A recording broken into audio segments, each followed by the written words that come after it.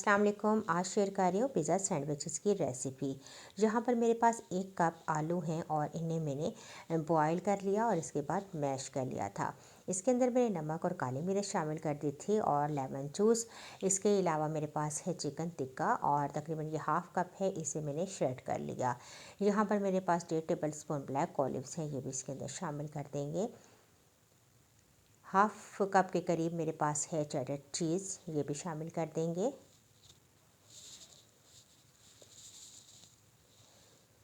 और कटे हुए प्याज और टमाटर हैं तकरीबन हाफ़ कप, ये भी शामिल करके तमाम चीज़ों को अच्छे तरीके से मिक्स कर लेंगे।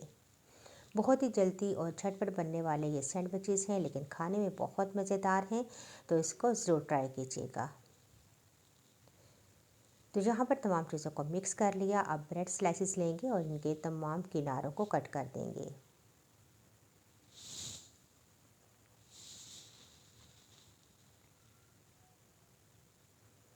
अब ब्रेड के एक स्लाइस पर लगाएंगे पिज़्ज़ा सॉस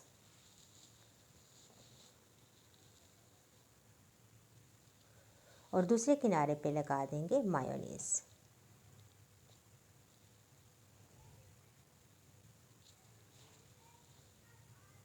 सैंडविचेस का मिक्सचर रखेंगे जो हमने रेडी किया, इसे फैलाएंगे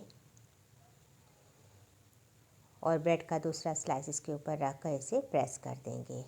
यहाँ पर आप चाहें तो इन सैंडविचेस को ग्रिल भी कर सकते हैं या फिर इसी तरीके से आप इन्हें सर्व कर सकते हैं। तो बहुत ही मज़ेदार, बहुत ही जल्दी झटपट बनने वाले ये सैंडविचेस हैं, खाने में बहुत मज़ेदार हैं, ज़रूर ट्राई कीजिएगा। इंशाल्लाह एक नई वीडियो के साथ दोबारा हाजिर होंगी। अल्लाह हाफिज़।